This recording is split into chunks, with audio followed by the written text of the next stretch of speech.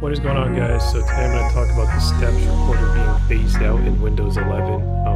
So now basically that steps recorder is being phased out. You'll see if you open it up here. You'll see this tool is being phased out. Click here to explore the alternatives. And when you come here, you'll see that they're no longer supporting it. And with Windows updates in the future, if it starts having bugs, they're not going to release updates to fix this. So it may not work as well as it used to, and there are alternatives, and the main one they want you to use is the snipping tool screen recorder that they now have. So the snipping tool is not only for taking screenshots now, it can actually record your screen and record like a small portion of your screen if you want, and you can trim it.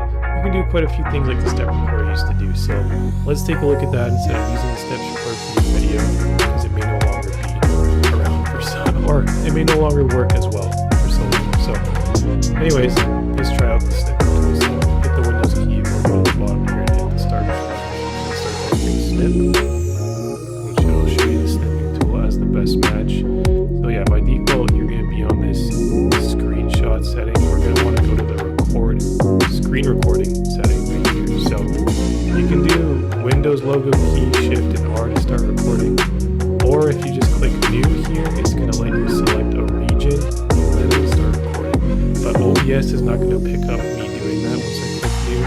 You will see it though. You'll see it'll let you draw like a rectangle on the screen, and then you can record a small portion of it. So let me do that right now. My screen is grayed out, so I'm selecting this area right here around this Microsoft 365. It's now I hit start, and now it's actually recording this area. So if I scroll up or down, you can see there's some movement there, and you won't see the toolbar in OBS, but if I hover over it, you can see there's options here: stop recording, unmute microphone, mute system audio, and then you can also pause the recording if you want, and then start it again, and it'll be part of the same video, which is a nice feature.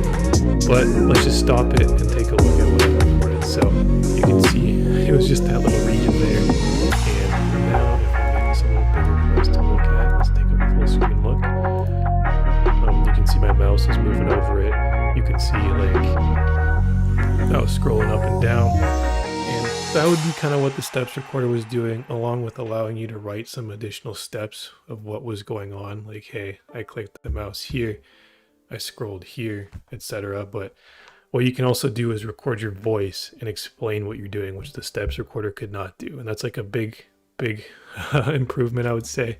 And you can also trim the video, which also helps too. So if you click trim up there, we can trim the first portion where I wasn't scrolling, because it wasn't working too well to actually move this portion. It was following me scrolling until I hit the top of the page. But anyways, we can do that, and now the clip is shorter, so now you can actually see some movement.